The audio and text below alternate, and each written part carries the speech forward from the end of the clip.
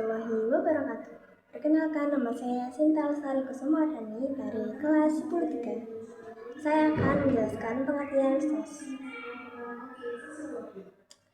Pengertian SOS adalah istilah sosiologi pertama yang digunakan oleh Auguste Comte tahun 1798 sampai 1857. Comte menyarankan bahwa sosiologi adalah ilmu tentang gejala sosial yang tunduk pada hukum alam dan tidak berubah. Comte mengusulkan studi sosiologi dalam dua bagian utama, yakni stratika sosial dan dinamika sosial. Dalam statika sosial, subjek pengertian adalah bagaimana masyarakat saling terkait. Dinamika sosial berhubungan dengan masyarakat keseluruhan sebagai unit analisis dan menjelaskan bagaimana mereka berkembang dan berubah melalui waktu. Itirim A. Sorokin menyatakan bahwa SOS mempelajari hubungan dan mempengaruhi timbal balik antara aneka macam gejala-gejala sosial. Sang tokoh Auguste Comte lahir di Montpellier, Prancis tanggal 17 Januari 1798. Ia masuk pendidikan di École Polytechnique di Paris dan kemudian masuk di sekolah kedokteran Montpellier. Perkenalkan, nama saya Ahmad Dewasa Putra. Saya akan membacakan beberapa ide mendasar dalam sosiologi. Masyarakat dan latar belakang sosial adalah hasil karya manusia. Inti pemikiran Peter L. Berger dan Thomas Luhmann. Masyarakat bukan suatu yang alami, melainkan hasil konstruksi manusia. Nilai, norma, dan aturan sosial adalah produk manusia. Contoh dari Arif Budiman, dahulu memotong kuku malam hari dianggap tabu karena alasan keselamatan atau kurang penerangan, bukan alasan mistik. Artinya larangan itu dibuat manusia dan bisa berubah seiringnya waktu. Masyarakat memengaruhi dan membentuk perilaku manusia. Meskipun manusia menciptakan masyarakat, masyarakat juga membentuk kembali manusia. 3. Proses sosial. Eksternalisasi atau manusia menciptakan masyarakat. Objektivitas masyarakat menjadi kenyataan objektif. Contoh proses sosialisasi. Sejak bayi, manusia belajar dari manusia. Saat sekolah, dipengaruhi guru dan teman. Dewasa, dipengaruhi media, pekerjaan, dan lingkungan. Perkenalkan, saya Yudia Clarissa Putri. Selanjutnya saya akan menjelaskan tentang objek sosiologi. Objek sosiologi yaitu masyarakat, termasuk interaksi antara individu, kelompok, dan bagaimana interaksi tersebut membentuk sebuah struktur sosial dan budaya. Objek kajian sosiologi dibagi menjadi dua, yaitu objek material dan objek formal. Objek material yaitu segala sesuatu yang memengaruhi kehidupan sosial, baik secara fisik maupun non-fisik. Contoh fisiknya yaitu seperti rumah, sekolah, kendaraan, dan uang. Contoh non-fisiknya yaitu seperti ide, gagasan, tradisi, adat istiadat, dan keyakinan. Objek formal.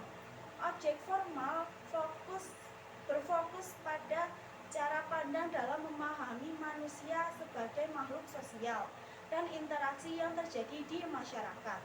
Objek kajian sosiologi juga mencakup berbagai aspek kehidupan sosial, seperti 1. Interaksi sosial, yaitu bagaimana individu berinteraksi satu sama lain. Yang kedua, struktur sosial, yaitu bagaimana masyarakat diorganisasikan. Yang ketiga, proses sosial, yaitu perubahan sosial, konflik, kerjasama, dan mobilitas sosial. Yang keempat, budaya, nilai, norma, keyakinan, dan praktik yang membentuk kehidupan sosial suatu masyarakat. Yang kelima, gejala sosial, yaitu permasalahan sosial seperti kemiskinan, kejahatan, dan ketidaksetaraan. Dalam mempelajari masyarakat sebagai kajian sosiologi, memfokuskan studinya pada hubungan timbal balik antara manusia satu dengan manusia lainnya. Yang kedua, hubungan timbal balik antara individu dan kelompok. Yang ketiga, hubungan antara kelompok satu dengan kelompok lainnya. Dan proses yang timbul dalam hubungan-hubungan tersebut dalam masyarakat.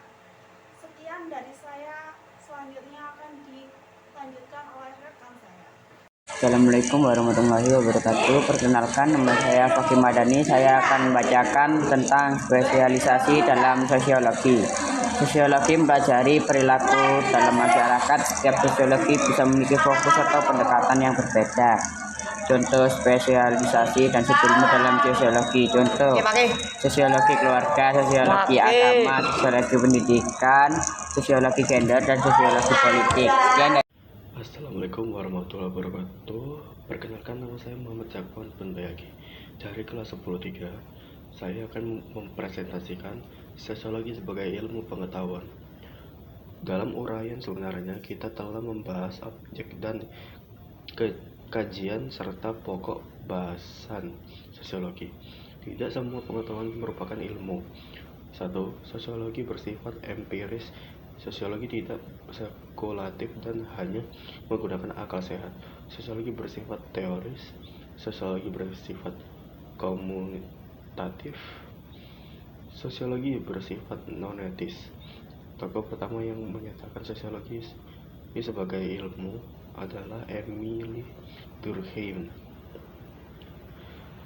Seperti layaknya ilmu alam, Durkheim melihat masyarakat sebagai sebuah laboratorium raksasa, dan para sosiologi adalah ilmu yang mengamati dan bereksperimen sehingga dapat bermanfaat bagi masyarakat.